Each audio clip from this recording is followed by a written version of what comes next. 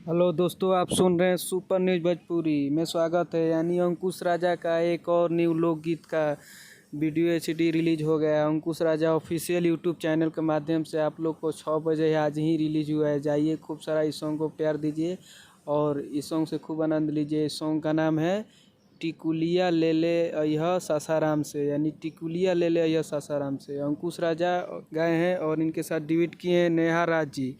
और इस सॉन्ग को लिखे हैं सूरज सिंह और विकी रोशन सिंह, यानी इस सॉन्ग को 2 राइटर मिल के लिखे हैं।